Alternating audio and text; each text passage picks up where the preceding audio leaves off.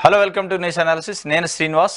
ఈరోజు మనం వెలుగు పేపర్తోని ప్రోగ్రామ్ స్టార్ట్ చేసుకుందాం. వెలుగు పేపర్లో ప్రధానంగా హెడ్డింగ్ ఐటమ్గా ఈరోజు రుణమాఫీ ఒకేసారి కుదరకపోతే 2 దఫాల్లో పూర్తి, రైతులపై వడ్డీ భారం పడకుండా సర్కార్ కసరత్తు, 2 లక్షల లోపు క్రాప్ లోన్ల మాఫీకి ప్రత్యేక కార్పొరేషన్, రాష్ట్ర సర్కార్ గ్యారంటీ ఇచ్చి బ్యాంకుల ద్వారా చెల్లించేలా ప్లాను, తర్వాత బ్యాంకులకు విడతల వారీగా కట్టనున్న ప్రభుత్వం, ఎస్ఎల్బిసి ఇతర ఆర్థిక సంస్థలతో సంప్రదింపులు, డిసెంబర్ 7, 2023కి కట్ ఆఫ్ తేదీగా ఉండే అవకాశం, 28,000 కోట్ల మేర లోన్లు ఉంటాయంటున్న బ్యాంకర్లు, ఇందులో 1,00,000 వరకు ఉన్న పంట రుణాలే 80% మేరకు ఉండే అవకాశం ఉన్నట్లు ఒక వార్త వెలుగు పేపర్లో రైతులకు సంబంధించి రుణమాఫీ ఇది ఇచ్చారు.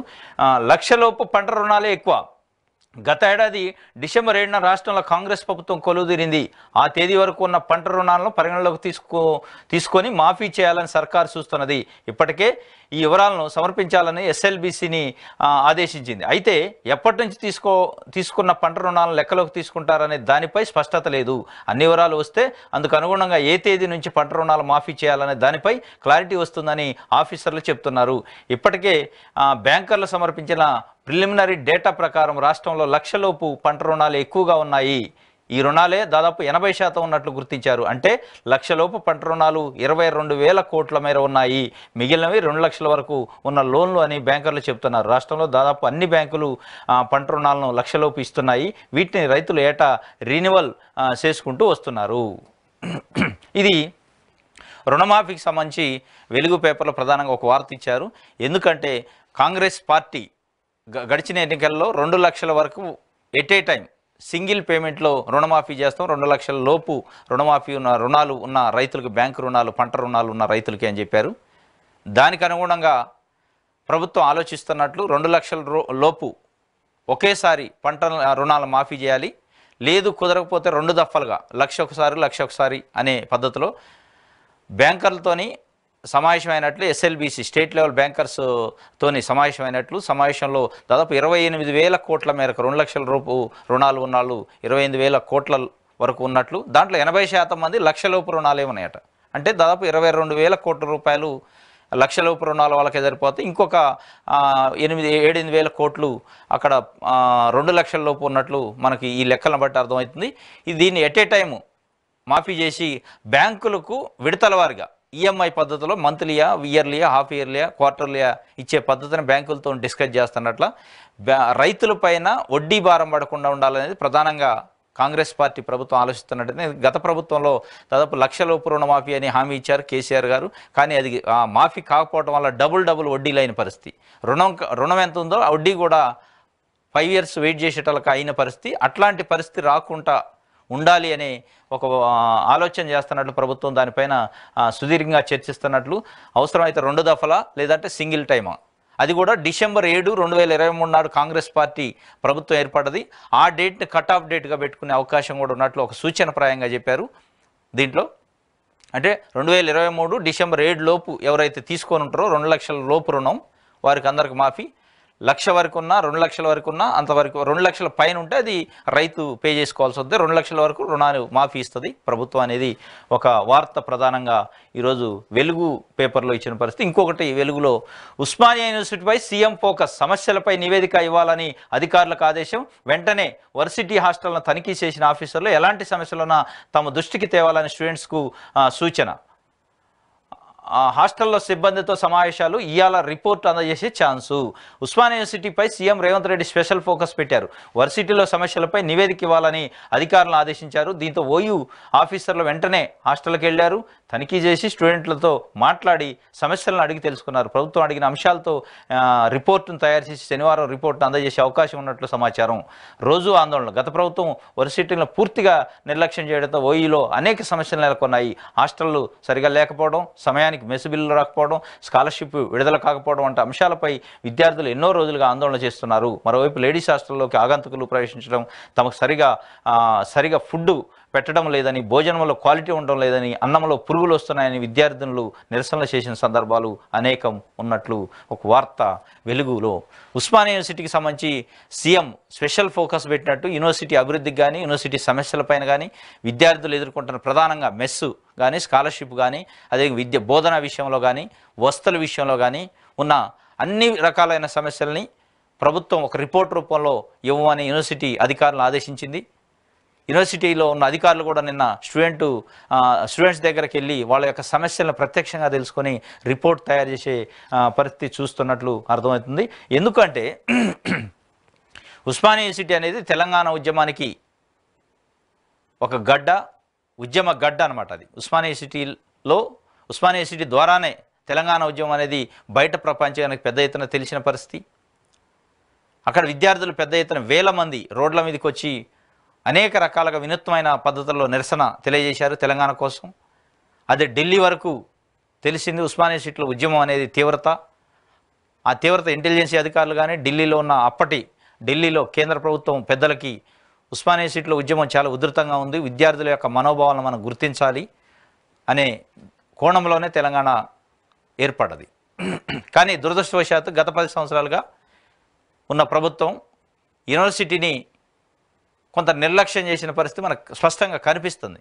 ఎందుకంటే రిక్రూట్మెంట్ విషయంలో కానీ, teaching staff non teaching staff recruitment విషయంలో కానీ, అదేవిధంగా హాస్టల్ నిర్మాణాలు, కొత్త హాస్టల్స్ నిర్మించి వసతులు కల్పించడంలో కానీ, మెస్సుల విషయంలో కానీ, మెస్ బిల్లు విషయంలో కానీ, యూనివర్సిటీలకు ఫండ్ విషయంలో కానీ, రకరకాలుగా అన్ని విషయాలలో యూనివర్సిటీకి అన్యాయం జరిగిన పరిస్థితి మనం చూసాం. ఇప్పుడు రేవంత్ రెడ్డి గత ప్రభుత్వం చేసిన పొరపాట్లను సరిదిద్దే ప్రయత్నం చేస్తున్నట్లు ఒక వార్త ఈరోజు వెలుగు పేపర్లో ఉన్న పరిస్థితి. దీన్ని వెలుగు ప్రధానంగా ఈ 2 అంశాలని ప్రధానంగా ఐటమ్స్గా ఇచ్చింది. నెక్స్ట్ మనం సాక్షి చూద్దాం. సాక్షి పేపర్లో ప్రధానంగా ఈరోజు వచ్చిన ఐటమ్స్ని ఇదేమి టెస్ట్ అంటూ ఒక వార్తని సాక్షి పేపర్ బ్యానర్ ఐటమ్గా ఇచ్చింది. అర్హత పరీక్షపై ఉపాధ్యాయ సంఘాల్లో భిన్నాభిప్రాయాలు. అసలు పరీక్షే వద్దంటున్న కొన్ని సంఘాలు మొండిగా ముందుకెళ్తే ఉద్యమిస్తామంటూ హెచ్చరికలు. కొత్త వారిని కలపకుండా అంతర్గత పరీక్షలు నిర్వహించాలంటున్న మరికొన్ని సంఘాలు. వ్యతిరేకిస్తున్న 2012 తర్వాత నియమితులైన టీచర్లు. విద్యా హక్కు చట్టం, కోర్టు ఆదేశాలతో తప్పనిసరిగా మారిన టెట్ నిర్వహణ. టీచర్ పోస్టుకు, పదోన్నతులకు, మెగా డిఎస్కి ఒకదానితో ఒకటి లింకు. విద్యాశాఖ అధికారులు అయోమయం. సంక్లిష్ట సమస్యలపై చర్చించి సీఎంకు రిపోర్ట్ ఇవ్వాలని యోచిస్తున్నట్లు ఒక వార్త సాక్షిలో ఇచ్చారు. అంటే టెట్కి సంబంధించి, టీచర్ ఎలిజిబిలిటీ టెస్ట్కి సంబంధించి ఆల్రెడీ డిఎస్సి ఆస్పిరెంట్స్ ఎవరైతే ఉన్నారో డిఎస్సి రాయాలి. టీచరు రిక్రూట్మెంట్కి ఎంపిక కావాలనుకునే వాళ్ళు ఆల్రెడీ రాస్తున్నారు నిరుద్యోగులు. ఇప్పుడు 2012 తర్వాత వచ్చిన విద్యా హక్కు చట్టం మేరకు కానీ, సుప్రీంకోర్టు గైడ్లైన్స్ మేరకు కానీ, ఎన్సిటి నామ్స్ ప్రకారం కానీ తప్పనిసరిగా ప్రతి టీచరు టెట్ క్వాలిఫై ఉండాలి అనేది ఒక నిబంధన పెట్టారు. అయితే దాదాపు మన రాష్ట్రంలో ఉన్న 91,000 మంది టీచర్లలో 30,000 మంది టెట్ క్వాలిఫై అన్నారు. ఒక 60,000 మంది టెట్ క్వాలిఫై కాలేదు. ఎందుకంటే ఈ టెట్ అనే వ్యవస్థ రాకముందు వాళ్ళు రిక్రూట్మెంట్ అయ్యి ఉన్నారు. కానీ ఎన్సిటి ఏం చెప్తుందంటే ముందు అయిన వాళ్ళు కూడా తప్పనిసరిగా టెట్ క్వాలిఫై కావాలి అని చెప్తుంది. అయితేనే వాళ్ళకి ప్రమోషన్స్ ఇస్తాం అనేది ఒక నిబంధన ఉంది. ఇప్పుడు మనకు మెగా డిఎస్సి రావాలంటే ఈ 60,000 మంది టీచర్లో ప్రమోషన్స్ వస్తే, ఇక్కడ వేకెన్సీ పొజిషన్ తెలిస్తే అప్పుడు మెగా డిఎస్సి రావడానికి ఒకదానికి ఒకటి ఇంటర్లింక్ ఉంది. ఈ లింక్ ఉంది కాబట్టి వాళ్ళకి టెట్ నిర్వహించాలి. టెట్ నిర్వహించి టెట్లో వచ్చిన అర్హతను బట్టి ప్రమోషన్ ఇవ్వాలి. అర్హత ఉన్న వాళ్ళకి ప్రమోషన్ ఇస్తేనే వేకెంట్ వస్తుంది.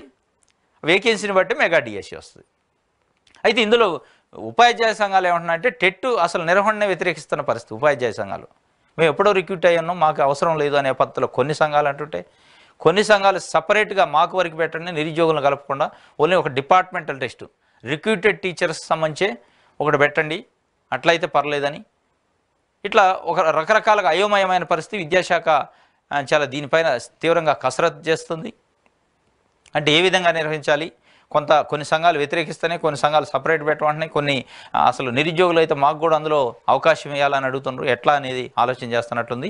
కానీ ఉపాధ్యాయ సంఘాలు కూడా ఆలోచన చేయాలి. దీనిపైన ఉద్యమం చేయటం వద్దంటాం అనేది కరెక్ట్ కాదు. ఎందుకంటే సుప్రీంకోర్టు గైడ్లైన్స్ ఉన్నాయి, ఎన్సిటి గైడ్లైన్స్ ఉన్నాయి. ఇట్లా ఈ విద్యా హక్కు చట్టంలో చెబుతుంది.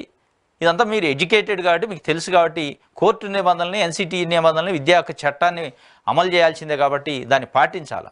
కాబట్టి మీరు అనే డిమాండ్ ఏంటంటే సపరేట్ పెట్టమంటాం. సరే, అదే కొంతవరకు సబబై దాన్ని పరిశీలించి, ఎందుకంటే ఆల్రెడీ రిక్రూటెడ్ టీచర్స్ కాబట్టి మీకు ఒక డిపార్ట్మెంటల్ టెస్ట్ లెక్క పెడితే బాగుంటుంది అనేది మీరు అడుగుతున్నారు. అది కానీ అసలు రాయము, మేము ఉద్యమం చేస్తాం అనేది అది కరెక్ట్ కాదు. ఆలోచించుకోవాలి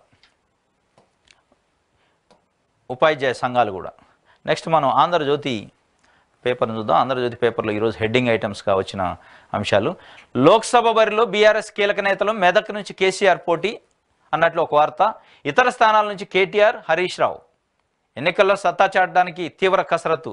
అగ్రనేతల బరిలో ఉంటే పార్టీ శ్రేణుల్లో ఉత్సాహం నెలకొంటుందన్న భావన. త్వరలో గజ్వేల్ ఎమ్మెల్యే క్యాంప్ ఆఫీస్కు కేసీఆర్ అన్నట్లు ఒక వార్త. రాబోయే ఒక నెల 15 రోజుల్లో 45 days 60 days మధ్యలో లోక్సభ ఎన్నికలు ఉన్నాయి. మార్చి ఏప్రిల్లో ఉండే అవకాశం ఉంది. దాంట్లో కీలక నేతలు పోటీలో ఉండాలని ఒక ఆలోచన చేస్తున్నట్టు బీఆర్ఎస్ పార్టీ నుంచి. ఎందుకంటే బీఆర్ఎస్ పార్టీ ఓటమి పాలైంది, కార్యకర్తలు కొంత నిరుత్సాహం ఏర్పడి ఉంది కాబట్టి అటు కేటీఆర్ కానీ, హరీష్ రావు కానీ, కేసీఆర్ కానీ, ఏదైతే హైకమాండ్ లెవెల్లో ఉన్న నాయకులు ఎవరైతే ముఖ్య నాయకులు పోటీ చేయడం వల్ల కార్యకర్తలు ఉన్న నిరుత్సాహాన్ని కొంత తగ్గించవచ్చు, ఉత్సాహాన్ని నింపవచ్చు. ఆ శ్రేణులు ఉత్సాహంగా ఉంటే రిజల్ట్ కూడా మంచిగా ఉండే అవకాశం ఉన్నట్లు ఆలోచిస్తున్నట్టు ఆంధ్రజ్యోతి ఒక బ్యానర్ ఐటమ్గా ఈరోజు వచ్చింది. మరి అది ఎంతవరకు కరెక్ట్ అనేది తెలియదు. ఎందుకంటే ఒక విధంగా వ్యతిరేక పవనాలు ఇస్తున్నాయి బీఆర్ఎస్ పార్టీకి. ఈ పరిస్థితుల్లో కీలక నేతలు నిలబడి మళ్ళా ఓటమిని చవిచూసే ప్రమాదం ఉంది కాబట్టి నిలబడతారా అనేది కూడా ఒక ప్రశ్న.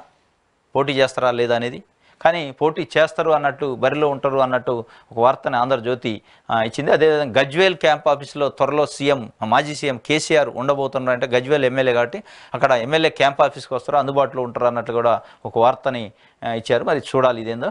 దానికి కంటిన్యూషన్ న్యూస్గా కింద వ్యతిరేకతను అంచనా వేయలేకపోయాం, దళిత బంధులో కొందరిలో అసంతృప్తి, భూస్వాములకు రైతు బంధుతోనూ అసంతృప్తి, ఎమ్మెల్యేలకు అతి ప్రాధాన్యము కారణమే, పార్టీ ఓటమికి ప్రజల్లో నిందించొద్దు, పాలనలో ఉండి పార్టీని పట్టించుకోలే, వీటన్నిటికీ పూర్తి బాధ్యత నాదే, కారు సర్వీసింగ్కి వెళ్ళలేదు, షెడ్డుకు కాదు, కారు సర్వీసింగ్కి వెళ్ళింది, షెడ్డుకు కాదు, బీఆర్ఎస్ ఎప్పటికీ బీజేపీకి బీ టీం కాదు, సుప్రీం జోక్యం వల్ల కవిత అరెస్ట్ కాలేదు, భువనగిరి పార్లమెంటు నియోజకవర్గ సమీక్షా సమావేశంలో బీఆర్ఎస్ వర్కింగ్ ప్రెసిడెంట్ కేటీఆర్ అన్నట్లు ఒక వార్తని. వ్యతిరేకతను మేము అంచనా వేయలేకపోయాము అనేది ప్రధానంగా వారి అర్థం. అదే దళిత బంధు, రైతు బంధు విషయంలో కూడా దళిత బంధు ఇచ్చిన వాళ్ళేమో అనుకూలమయ్యారు, ఇయ్యని వాళ్ళు వ్యతిరేకమయ్యారు, మిగతా వర్గాలు వ్యతిరేకించినాయని. రైతు బంధు విషయంలో భూస్వాములకి ఇవ్వటం వల్ల మిగతా చిన్న సన్నకారు రైతులు కానీ భూమి లేని వాళ్ళు వ్యతిరేకత వ్యక్తం చేసినట్లు ఒకటి వార్తని రాశారు. పార్టీ ఓటమికి ప్రజలను నిందించొద్దు, పూర్తిగా నాదే బాధ్యత అని కేటీఆర్ కూడా అన్నట్లు ఒక వార్త. ప్రధానంగా కారు సర్వీస్కి వెళ్ళింది, షెడ్డుకి వెళ్ళలేదని అంటున్నారు. మరి షెడ్కి వెళ్ళిందని ఎవరు అన్నారు అనేది తెలియదు. షెడ్కి వెళ్ళలేదు, ఓన్లీ సర్వీసింగ్కి మాత్రమే వెళ్ళింది. సర్వీసింగ్కి వెళ్ళి మళ్ళీ స్ట్రాంగ్గా చాలా ఫిట్నెస్తో బయటకు వస్తే కారు అన్నట్లు ఒక అర్థం వచ్చేలా చెప్పారు. చూడాలి. అదేవిధంగా బీఆర్ఎస్ ఎప్పటికీ బీజేపీకి బీ టీం కాదు, కవిత అరెస్ట్ విషయంలో బీజేపీతో ఎట్లాంటి ఒప్పందం లేదు, సుప్రీంకోర్టు సూచన మేరకే, సుప్రీంకోర్టులో వచ్చిన రిలీఫ్ మేరకే కవిత అరెస్ట్ కాలేదు అనేది కూడా ప్రధానంగా చెప్పారు. నిన్న భువనగిరి పార్లమెంటు నియోజకవర్గం సమీక్ష సమావేశంలో బీఆర్ఎస్ వర్కింగ్ ప్రెసిడెంట్ మాట్లాడారు. ఇది వారు కారు షెడ్డుకి వెళ్ళలేదు, ఓన్లీ సర్వీసింగ్కి మాత్రం వెళ్ళింది. రాబోయే ఎన్నికల్లో మనం చాలా ఉత్సాహంగా పనిచేయాలన్నట్లు కార్యకర్తలను ఉత్సాహపరిచే ప్రయత్నం చేస్తాను. కానీ ప్రాక్టికల్గా చూస్తే కొంత టీఆర్ఎస్ నేతల్లో కానీ కింద కేటర్లో కానీ కొంత అసంతృప్తి, రిజల్ట్ ఎట్లా ఉండబోతుంది అనే విషయంలో కొంత వ్యతిరేక భావంతో ఉన్నట్లు. మనం గెలవలేము, చాలా స్థానాలు కోల్పోయే ప్రమాదం ఉంది. గతంలో 9 స్థానాలు వచ్చినాయి, 9లో కోల్పోయే ప్రమాదం ఉంది అనే ఒక ఆలోచనలో కింద లెవెల్లో ఉన్నట్లు అర్థమవుతుంది. మెదక్ నుంచి కేసీఆర్ కూడా పోటీలో ఉంటారని, హరీష్ రావు, కేటీఆర్ కూడా మిగతా కాన్స్టిట్యున్సీలో కీలక నేతలు ఉండే అవకాశం ఉన్నట్లు చెప్తున్నారు. కానీ ఇది ఎంతవరకు నిజము అనేది చూడాలి. ఇది ప్రధానంగా బీఆర్ఎస్ పార్టీకి సంబంధించి సమీక్షకు సంబంధించి ఒక వార్త. ఇంకొకటి ఆంధ్రజ్యోతిలో టీఎస్పీఎస్సీ బోర్డు వేళాయే, కమిషన్ చైర్మన్ సభ్యుల ఖాళీల భర్తీకి నోటిఫికేషన్, పాతవారి రాజీనామాలు గవర్నర్ ఆమోదించిన 2వ రోజే జారీ, దరఖాస్తులకు 6 రోజులే సమయం, ఈ నెల 18 తుది గడువు, వెంటనే పరిశీలన, నెలాఖరులోపు కొత్త బోర్డు ఏర్పాటు, చైర్మన్తో పాటు 10 మంది సభ్యులను నియమించనున్న సర్కార్, వెంటనే గ్రూప్స్ పరీక్షలు, ఇతర ఖాళీల భర్తీపై నిర్ణయం, టీఎస్పీఎస్సీ మరో సభ్యురాలు సుమిత్ర ఆనంద్ రాజీనామా. ఇది టీఎస్పీఎస్సీకి సంబంధించి డిసెంబర్ 7 నుంచి కాంగ్రెస్ పార్టీ ప్రభుత్వం ఏర్పడ్డప్పటి నుంచి పెద్ద ఎత్తున దీనిపై చర్చ, తర్జన భర్జనలు జరుగుతున్నాయి. ప్రక్షాళన చేయాలని కొంతమంది నిరుద్యోగుల నుంచి, ప్రజా సంఘాల నుంచి డిమాండ్ వస్తుంది. ప్రభుత్వం కూడా ఆ వైపు అడుగులు ఇస్తున్నట్లు మనకు అర్థమవుతుంది ప్రక్షాళన చేయడానికి. దానిలో భాగంగానే టీఎస్పీఎస్సీ చైర్మన్, సభ్యులు 1 రాజీనామా చేశారు. ఆ రాజీనామా నిన్న మొన్నటి వరకు గవర్నర్ వద్ద పెండింగ్ ఉందనేది ఒకటి ఉండే, అది గవర్నర్ కూడా దాన్ని క్లియర్ చేశారు, ఆమోదింపజేశారు. అది ఇంకొక సుమిత్ర ఆనంద్ అనే సభ్యురాలు కూడా రాజీనామా చేసినట్లు ఒక వార్త ఉంది. మొత్తం ఇప్పుడు సభ్యులు ఒకళ్ళే ఉన్నట్టుంది, మిగతా అంతా రాజీనామా చేశారు. ఇప్పుడు మనకు 10 మంది సభ్యుల్ని ఒక చైర్మన్ని ఎంపిక చేసుకునే అవకాశం ఉంది. దానికి నిన్న నోటిఫికేషన్ ఇచ్చారు. నిన్న నోటిఫికేషన్ ఇచ్చి ఈ నెల 18 వరకు అప్లికేషన్స్ తీసుకుంటారు. అంటే వాళ్ళు ఇచ్చిన నియమ నిబంధనలకి అర్హులకి ఎవరైతే ఉన్నారో అర్హత ఉన్న వాళ్ళు దరఖాస్తు చేసుకుంటే ఆ దరఖాస్తును స్క్రూటినీ చేసి 18 తర్వాత ఈ నెల జనవరి ఆఖరులోపు టీఎస్పీఎస్సీ కొత్త బోర్డు చైర్మన్ అండ్ సభ్యుల్ని ఎంపిక చేసే అవకాశం ఉంది. దాని తర్వాత గ్రూప్స్కి సంబంధించిన నోటిఫికేషన్లు కానీ గతంలో రిలీజ్ అయ్యి ఎగ్జామ్ పెండింగ్ ఉన్న అంశాలు అన్నీ కూడా క్లియర్ అయ్యే అవకాశం ఉంది. కొత్త కమిటీ వస్తే చాలా సురుగ్గా ముందుకెళ్ళే అవకాశం ఉన్నట్లు ఒక వార్త నిరుద్యోగులకు సంబంధించి చాలా తీపి కబురు ఈరోజు ఇచ్చినట్టు మనకు అర్థం చేసుకోవచ్చు. దీంట్లో ఆంధ్రజ్యోతిలో ఇది ప్రధానంగా ఒక వార్త. లబ్ధిదారుల ఎంపిక గ్రామాలలోనే ప్రజాపాలన దరఖాస్తుల పరిశీలన తర్వాత గ్రామాలకే జాబితాలు, పంచాయతీ కార్యాలయాల్లో జాబితా ప్రదర్శన, గ్రామ సభల్లోనూ పెట్టే యోచనలో సర్కార్. అర్హులుంటే అనర్హులుంటే అక్కడికక్కడికి తొలగింపు, అర్హులకు చోటు దక్కుంటే వెంటనే చేర్చేలా కసరత్తు. 5 గ్యారెంటీలపై యాక్షన్ ప్లాన్, క్షేత్రస్థాయిలో దరఖాస్తులు పరిశీలించండి. పథకాలకు అర్హులనే ఎంపిక చేయాలి. ఓర్వలేకే కొందరు రాజకీయాలు చేస్తున్నారు. ఉన్నతాధికారులతో భేటీలో సబ్ కమిటీ సభ్యులు బట్టి విక్రమార్క, శ్రీధర్ బాబు. ఈ 6 గ్యారెంటీలకు సంబంధించి అమలుకు ఒక సబ్ కమిటీ వేసిన పరిస్థితి మనం చూసినాం.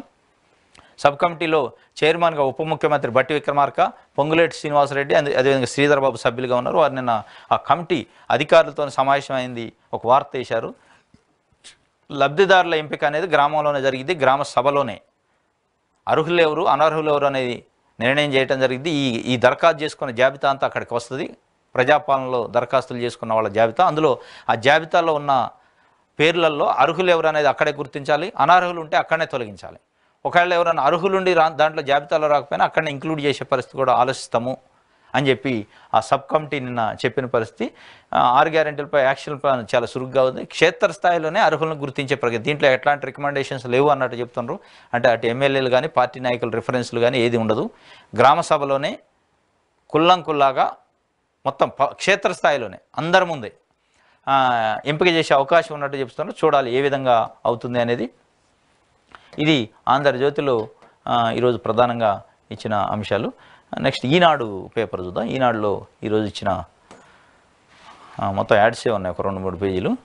ఈనాడులో మెయిన్ హెడ్డింగ్ ఐటమ్స్ ఏమున్నాయి. టీఎస్పీఎస్సీ చైర్మన్ సభ్యుల నియామకానికి దరఖాస్తుల ఆహ్వానం, 18వ తేదీ వరకు గడువు. వాటిని పరిశీలించి పేర్లను ప్రతిపాదించిన search committee. Public service commission chairman సభ్యుల నియామకానికి ప్రభుత్వం దరఖాస్తులు ఆహ్వానించింది. దరఖాస్తు ఫామ్ను ప్రభుత్వ వెబ్సైట్లో అందుబాటులో పెట్టామని, పూర్తి చేసిన పత్రాలను ఆన్లైన్లో లేక ఒక మెయిల్ ఐడి ఇచ్చారు. ఆ మెయిల్ ఐడికి కానీ మెయిల్ ద్వారా ఈ నెల 18 సాయంత్రం 5 గంటల్లోగా అందజేయాలని ప్రభుత్వ ప్రధాన కార్యదర్శి శాంతికుమారి శుక్రవారం ప్రకటన జారీ చేశారు. ప్రభుత్వం నియమించిన సెర్చ్ కమిటీ ఈ దరఖాస్తులను పరిశీలించి పేర్లను ప్రతిపాదిస్తుందని వివరించారు. గత ప్రభుత్వంలో నియమితులైన టీఎస్పీ చైర్మన్ జనార్దన్ రెడ్డి, కొందరు సభ్యులు రాజీనామాలను గవర్నర్ ఆమోదించడంతో రాజ్యాంగబద్ధమైన ఈ పోస్టుల భర్తీకి తొలిసారి ప్రభుత్వం దరఖాస్తులు ఆహ్వానించింది. రాజ్యాంగంలో ఆర్టికల్ 316 ప్రకారం చైర్మన్ సభ్యులను ఎంపిక చేస్తారు. ఈ టీఎస్పీఎస్సీ సభ్యులకు సంబంధించి ఆర్టికల్ 316 ప్రకారం దరఖాస్తులు ఆహ్వానించి ఆ దరఖాస్తుల్లో వచ్చిన వారిలో అర్హులైన వాళ్ళని ఎంపిక చేయడానికి ఒక సెర్చ్ కమిటీ, మొట్టమొదటిసారిగా సెర్చ్ కమిటీ ఉంది. ఆ సెర్చ్ కమిటీయే ఈ సభ్యుల్ని చైర్మన్ని నియమిస్తుంది. ఇట్లా దరఖాస్తు స్వీకరించడం కానీ నోటిఫికేషన్ ఇవ్వటం కూడా తెలంగాణ వచ్చిన తర్వాత మొట్టమొదటిసారి. ట్రాన్స్పరెన్సీ అన్నట్టు. గతంలో ఎట్లా ఉండేదంటే ఆ చైర్మన్ని ఆ ప్రభుత్వం ఏదో లోపల ఇచ్చేసి నోటిఫికేషన్ ఎట్లాంటిది ఉండేది కాదు, వాళ్ళు ఎంపిక చేసే పరిస్థితి ఉండేది. ఇప్పుడు నోటిఫికేషన్ ఇచ్చారు, ప్రతి అర్హుడు అప్లై చేసుకోవచ్చు. అర్హులలో ఎవరిని పెట్టాలనేది సెర్చ్ కమిటీ చూసుకుంటుంది. వాళ్ళ అప్లికేషన్ స్క్రూటినీ చేసి. యెమెన్పై క్షిపణుల వర్షం, హౌతీలే లక్ష్యంగా విరుచుకుపడ్డ అమెరికా, బ్రిటన్. రాజధాని సనా సహా 16 చోట్ల 70కి పైగా లక్ష్యాలపై గురి. అవసరమైతే మరిన్ని చర్యలు తప్పవు. బైడెన్ హెచ్చరిక, మీ దాడులు మమ్మల్ని ఆపలేవు, తీవ్ర ప్రతీకారం తప్పదు. హౌతీల ప్రతిస్పందన, పశ్చిమాసియా మరింత నిప్పుల కుప్పటైంది. ఎర్ర సముద్రం మరింత ఎర్రబారింది. ఇప్పటికే ఇజ్రాయెల్ హమాస్ ఘర్షణతో అట్టడుగుతున్న పశ్చిమాసియాలో మరో యుద్ధ జ్వాల రేగింది. తాజాగా ఈ పోరును రాజేసింది అమెరికా, బ్రిటన్, వాటి మిత్ర దేశాలు. ఎర్ర సముద్రంలో వాణిజ్య నౌకలపై క్షిపణులు, డ్రోన్లతో విరుచుకుపడుతున్న హౌతీ రెబల్స్పై అమెరికా, బ్రిటన్ సైన్యాలు శుక్రవారం తెల్లవారుజామున తొలిసారి ప్రతీకార దాడులు నిర్వహించాయి. యెమెన్లో ఈ సాయుధ ముఠాకు సంబంధించిన స్థావరాలను లక్ష్యంగా చేసుకొని క్షిపణుల వర్షం కురిపించాయి. యుద్ధ విమానాలతో విరుచుకుపడ్డాయి.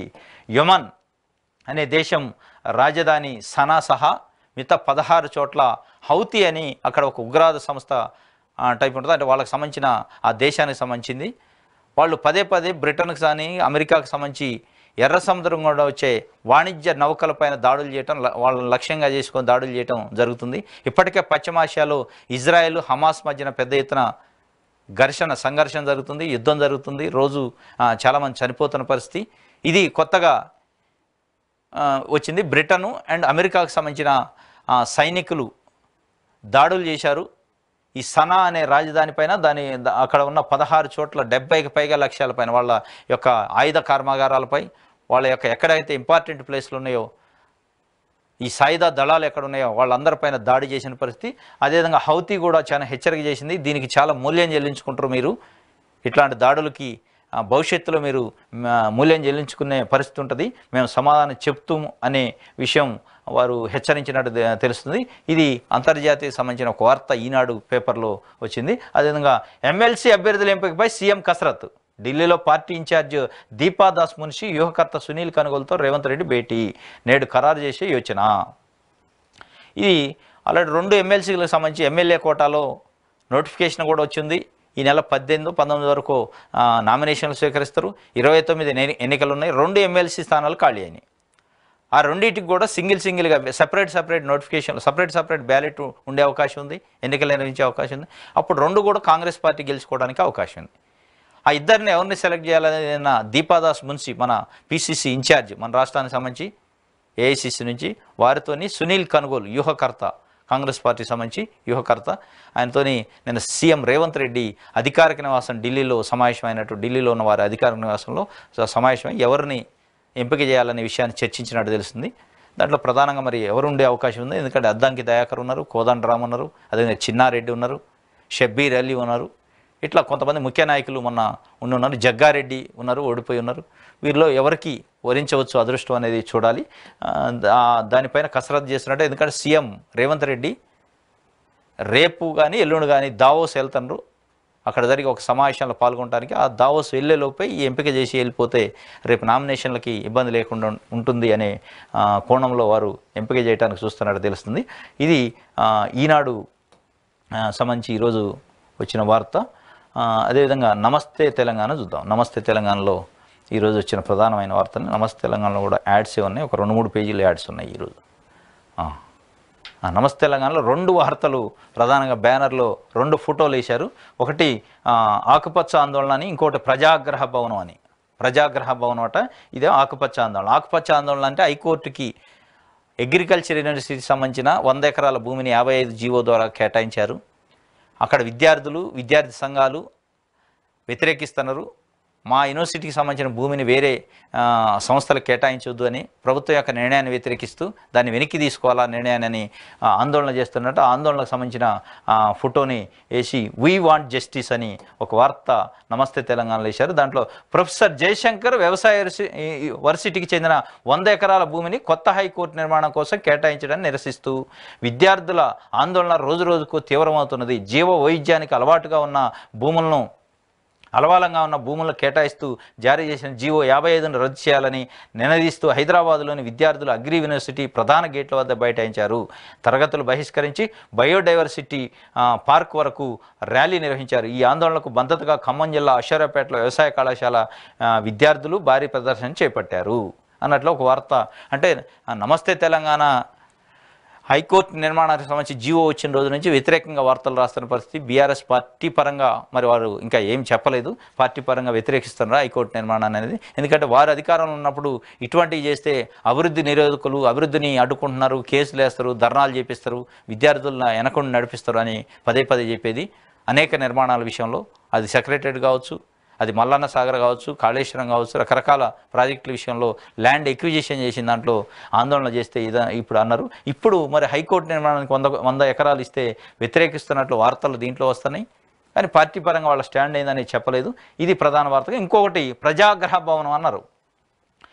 నిన్న ప్రతి ఫ్రైడే ట్యూస్డే ప్రజాభవన్లో ప్రజావాణి కార్యక్రమం ఉంటుంది. దాంట్లో భాగంగా పెద్ద ఎత్తున అక్కడికి పబ్లిక్ వచ్చిన పరిస్థితి, వాళ్ళ యొక్క వినతులు ఇయటానికి.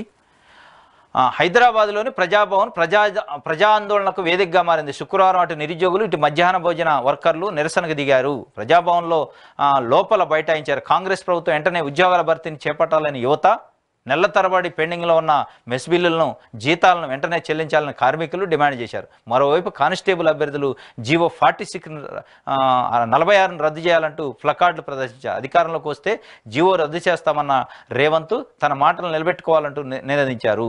ఇది నమస్తే తెలంగాణ సంబంధించి ప్రజాగ్రహ భవనం. ప్రజాభవన్లో అన్ని ప్రజలు నిరసన వ్యక్తం చేస్తున్నారు అని ఇచ్చారు. దాంట్లో ప్రధానంగా వారు ఇచ్చింది ఏంటంటే, నిరుద్యోగులు కొంతమంది ఉద్యోగాలు భర్తీ చేయాలని ఇచ్చారు. ఓకే, వాళ్ళ డిమాండ్ కరెక్టే. దానికి అడుగులు పడతాయి. టీఎస్పీఎస్సీ కొత్త కమిటీకి బోర్డు నియమించడానికి నోటిఫికేషన్ కూడా పడ్డది. వాళ్ళు వచ్చి నెలగొడగాలే ప్రభుత్వం. ఇంకోటి, మధ్యాహ్న భోజన కార్మికులు మెస్ బిల్లులు రిలీజ్ చేయక కొన్ని నెలల పాటు అయింది. అది రిలీజ్ చేయాలి, విడుదల చేయాలన్నట్లు ఒక నిరసన వ్యక్తం చేసినట్టు రాస్తున్నారు. కొన్ని నెలలు కావడానికి కాంగ్రెస్ పార్టీ ప్రభుత్వం వచ్చే నెల అయింది. ఈ పెండింగ్ పట్టడానికి గత బీఆర్ఎస్ ప్రభుత్వమే కారణం. 6 నెలలుగా, సంవత్సరంగా కూడా మధ్యాహ్న భోజన కార్మికులకి వాళ్ళ యొక్క మెస్ బిల్లు ఇచ్చిన పరిస్థితి లేదు. దానికి ఎవరు కారణం? మీ పార్టీ, మీ ప్రభుత్వం. మీరు ఈరోజు 7వ వార్త రాశారు. ఇది ఇంకోటి, మెస్ బిల్లులు, జీతాలను వెంటనే జీతాలు ఆగినా, మెస్ బిల్లు ఆగినా గత నెలకు ముందున్న ప్రభుత్వం మీది, డిసెంబర్కు ముందున్న ప్రభుత్వం. మీ యొక్క వైఫల్యం, మీ యొక్క ఏదైతే అవగాహన లోపం, వాళ్ళ పట్ల నిర్లక్ష్య వైఖరి వలన ఈరోజు ఈ పరిస్థితి వచ్చింది. కాబట్టి ఇట్లాంటి వార్తలు మీరు రాయకుండా ఉంటే చాలా బాగుంటుంది. ఎందుకంటే మీ లోపాల వలనే కదా మెస్ బిల్ రిలీజ్ కాంది, జీతాలు పడంది, స్కాలర్షిప్లు పడింది. స్కాలర్షిప్లు రాలేదని విద్యార్థులు ఆందోళన. స్కాలర్షిప్లు 3 ఇయర్స్ అయింది పడక. 3 ఇయర్స్ నుంచి ఉందోరు బీఆర్ఎస్ పార్టీ అధికారంలో. మీరు ఈ వార్తలు రాయకుండా ఉంటే చాలా బాగుంటుంది. ఎందుకంటే మీరే దీనికి బాధ్యులు కాబట్టి ఈ వార్త రాయటం వల్ల మీకే అది రిఫ్లెక్షన్ వచ్చే అవకాశం ఉంది. ఇది ప్రజాగ్రహ భవనం అని. ఇంకోటి, జీవో 46 సంబంధించి కూడా దాదాపు గత 6-7 నెలల నుంచి ఉద్యమాలు చేస్తున్నారు విద్యార్థులు. కాంగ్రెస్ పార్టీ కూడా మేము అధికారంలోకి వస్తే రద్దు చేస్తామని హామీ ఇచ్చింది. దానిపైన కూడా ప్లకార్డ్స్తో ప్రదర్శన చేశారు. ఈ జీవో 46 తెచ్చిందే బీఆర్ఎస్ పార్టీ. ఈ బీఆర్ఎస్ పార్టీ యొక్క పాపం ఇది. దాన్ని తొలగించుతూ అని కాంగ్రెస్ పార్టీ హామీ ఇచ్చింది. మరి దాన్ని తొలగించాలా, రద్దు చేయాలా జీవోని? మీరు హామీ ఇచ్చారు కాబట్టి. ఈ 3 విషయాలకు కూడా బీఆర్ఎస్ పార్టీ యొక్క వైఫల్యమే, బీఆర్ఎస్ పార్టీ యొక్క అవగాహన లోపం వల్ల ఈ జీవో 46 కానీ, మెస్ బిల్లు కానీ, స్కాలర్షిప్ల విషయం కానీ, ఉద్యోగాల భర్తీ కానీ, దీన్ని మీరు ప్రధాన ఫోటో వేసి వార్తగా ఈరోజు రాశారు. కాబట్టి మీరు ఆలోచన చేసుకోవాలి. ఈ యొక్క వైఫల్యాలకి, ఈ ఉద్యమాలు ఈరోజు రావడానికి కారణం ఎవరు? మనమే, బీఆర్ఎస్ పార్టీ అనేది మీరు ఆలోచన చేసుకోవాలి. ఇంకోటి, ప్రజాగ్రహ భవనం అన్నారు. కనీసం ప్రజల ఆడికి వచ్చి జనాలు కలుసుకునే అవకాశం, అధికారులు ఎవడో ఉంటాడు ఆడ, కలుసుకునే అవకాశాన్ని కానీ నిరసన వ్యక్తం చేసే హక్కు వచ్చిందంటే కూడా గ్రేటే. అక్కడ ప్రజాగ్రహాన్ని, ప్రజల నిరసన తెలియజేసుకునే అవకాశం అక్కడ ఉండేది కాదు. అక్కడ అసలు జనసంచారం ఉండేది కాదు గతంలో. అది కొంత ప్రజాస్వామ్య స్ఫూర్తికి అనుకూలంగా ఉన్నట్లే కదా. ప్రజాగ్రహం తెలియజేయడానికి, వాళ్ళ నిరసన తెలియజేయడానికి, ప్లకార్డులు ప్రదర్శించడానికి అవకాశం ఇస్తున్నట్టే కదా. వాళ్ళకి సమస్య మీరు ఈరోజు రాయడానికి అవకాశం ఇచ్చిందంటే వాళ్ళు ఆడ ప్లకార్డులు పట్టుకునే అవకాశం ఇస్తేనే మీరు వార్త రాయడానికి వచ్చింది. గతంలో ప్లకార్డు పట్టుకోవడం కాదు, కనీసం మనిషి నిలబడే పరిస్థితి లేదు, సింగిల్ మనిషి నిలబడే పరిస్థితి లేదు అక్కడ. కాబట్టి అక్కడి నుంచి కొన్ని 100 మంది అడిగి చేరుకొని నిరసన వ్యక్తం చేసి ప్రభుత్వం దృష్టికి సమస్యను తీసుకుపోయే పరిస్థితి దాకా వచ్చిందంటే కొంత ప్రజాస్వామ్యం పునరుద్ధరణ అవుతుందంటే మనం అవగాహన చేసుకోవాలి. కాబట్టి ఇది ప్రధానంగా నమస్తే తెలంగాణ రాసింది.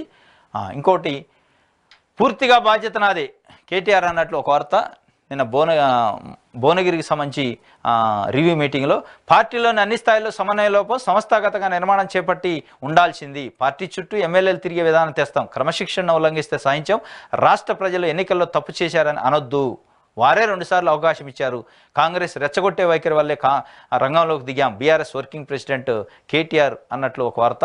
కొత్తగా ఏర్పడిన కాంగ్రెస్ ప్రభుత్వానికి సంపూర్ణ సహకారం ఇవ్వాలని సదుద్దేశంతోనే ఉన్నా, ప్రభుత్వం రెచ్చగొట్టడం వల్లే రంగంలోకి దిగాల్సి వచ్చింది. గవర్నర్ ప్రసంగం ద్వారా ఉద్దేశపూర్వకంగా కాంగ్రెస్ కవ్వింపు చర్యలకు పాల్పడింది. ప్రభుత్వం అసత్యాలు చెబితే ఎండగట్టాల్సిన బాధ్యత మాపైంది. అందుకే ప్రభుత్వ శ్వేతపత్రాలకు ప్రతిగా శ్వేతపత్రం విడుదల చేశాం. కాంగ్రెస్ ప్రభుత్వ నాటకాలను ప్రజలు గమనిస్తున్నారు అని కేటీఆర్ చాలా తీవ్రంగా కామెంట్ చేసిన పరిస్థితి.